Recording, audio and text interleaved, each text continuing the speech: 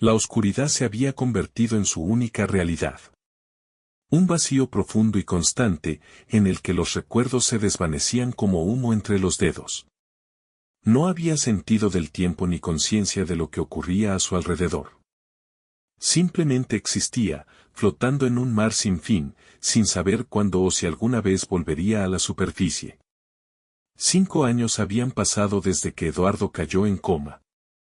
5 años desde el accidente automovilístico que lo arrancó de su vida, dejándolo postrado en una cama de hospital. Para los demás, el tiempo había seguido su curso, pero para él, el tiempo no existía, como si un solo parpadeo lo hubiese transportado desde aquel fatídico día hasta el momento en que sus ojos comenzaron, finalmente, a entreabrirse. Al principio, fue solo una vaga percepción, una luz que se filtraba a través de sus párpados pesados. Luego, poco a poco, el mundo comenzó a tomar forma.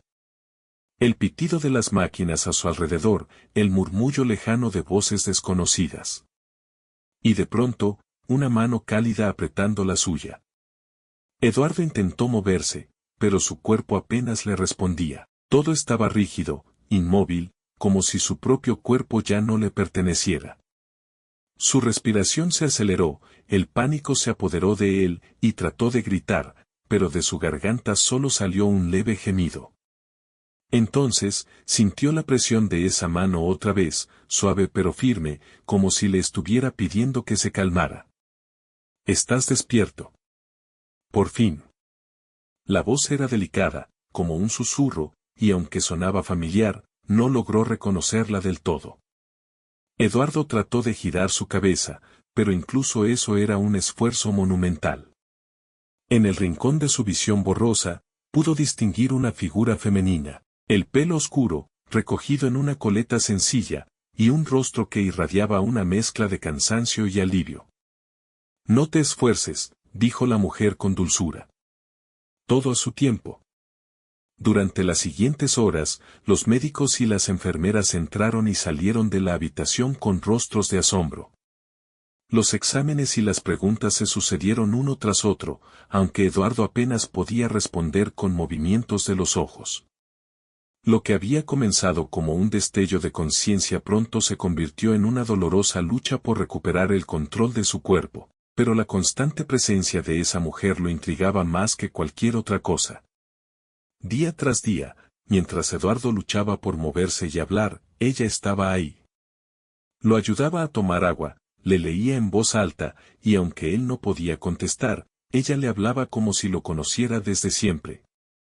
Sus palabras eran sencillas, pero llenas de compasión, una calma en medio del caos.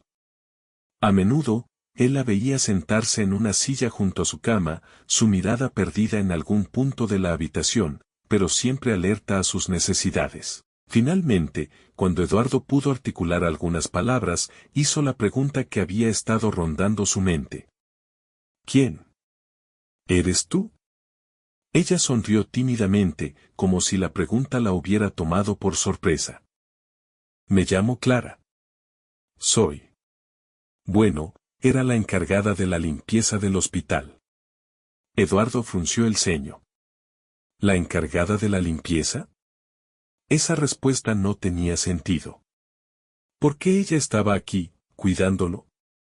Se suponía que los médicos, las enfermeras, su familia. Ellos debían haber estado a su lado. Pero Clara, una simple trabajadora del hospital, estaba ahí como si fuese su única compañía en esos años perdidos. «Tú. Familia». Empezó a decir, con esfuerzo. Clara apartó la mirada, y Eduardo notó una sombra de tristeza en su rostro. Al principio venían tu hermano y tu madre, pero el tiempo pasa, la vida sigue. Tuvieron que volver a sus vidas. No fue fácil para ellos, supongo, respondió, con una tristeza en su voz. Eduardo intentó procesar lo que acababa de escuchar. 5 años en coma y su familia había seguido adelante sin él. Un vacío profundo se instaló en su pecho. Pero antes de que pudiera pensar en ello, Clara continuó hablando, como si entendiera lo que él sentía. «Yo solo estaba aquí limpiando». Al principio no te conocía. Pero un día vi que no tenías visitas, que nadie se quedaba a tu lado por mucho tiempo. Pensé que alguien debería estar contigo, nadie merece estar solo. Así que, de alguna forma, me quedé. El silencio llenó la habitación. Eduardo no sabía cómo responder. La gratitud y la confusión se mezclaban dentro de él, creando un nudo en su garganta que le impedía hablar. Clara seguía con su rutina diaria. Lo ayudaba a moverse, le contaba anécdotas de su vida. Eduardo escuchaba con atención, a veces sorprendido por la simpleza de su bondad. Ella no le debía nada, no era su familia, ni siquiera era parte de su círculo cercano antes del accidente, y sin embargo, había estado ahí, día tras día, mientras él dormía en ese abismo sin fin. A medida que los días pasaban, Eduardo fue recuperando lentamente la movilidad y el habla. Los médicos le informaron que su recuperación era casi milagrosa, pero él no podía evitar pensar que, sin Clara, quizá jamás hubiera despertado. Era su voz, su calidez, lo que lo había traído de vuelta del olvido. Conforme mejoraba, Eduardo comenzó a hacerle más preguntas. Quería saber por qué Clara había hecho ese sacrificio, por qué había elegido cuidarlo cuando no tenía ninguna obligación. No lo sé, en realidad, respondió ella un día, mientras lo ayudaba a sentarse. A veces las cosas no tienen una explicación lógica. Solo sentí que era lo correcto.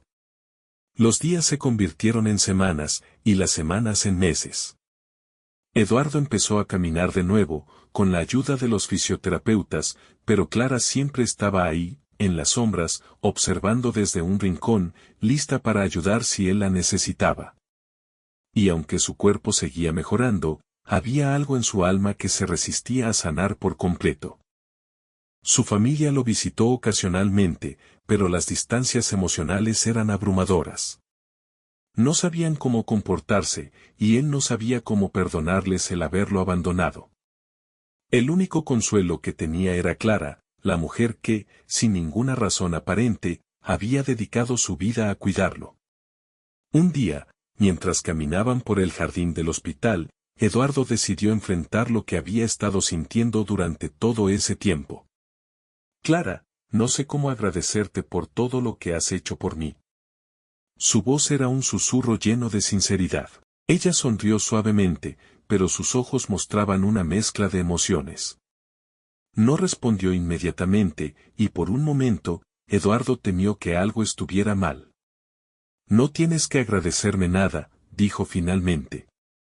A veces las personas simplemente hacen lo que sienten que es correcto. Y para mí, esto lo fue. Pero, ¿por qué? Insistió él. No entiendo. No soy nadie importante para ti. Apenas nos conocíamos. Clara detuvo su paso, mirando al horizonte. El viento agitaba ligeramente su cabello, y por un momento, Eduardo pensó que ella no iba a responder. Pero luego, ella habló, su voz temblando ligeramente. Tal vez. Porque yo también estaba sola. Clara lo miró, con una franqueza que lo dejó sin palabras. Todos necesitamos a alguien, incluso si no lo sabemos. Las palabras de Clara resonaron profundamente en Eduardo. No era solo su salvadora, era una persona que, como él, había sufrido en silencio. Dos almas solitarias que, por una coincidencia del destino, se habían encontrado en medio de la adversidad. Y aunque no sabía qué le deparaba el futuro, en ese momento supo que nunca podría olvidar lo que Clara había hecho por él. A veces, las personas más importantes en nuestras vidas llegan de las maneras más inesperadas. No siempre es la familia, ni los amigos cercanos. A veces, son aquellos que, sin esperar nada a cambio, nos tienden una mano en nuestro momento más oscuro. Y en esa bondad desinteresada, encontramos la luz que nos guía de regreso a la vida.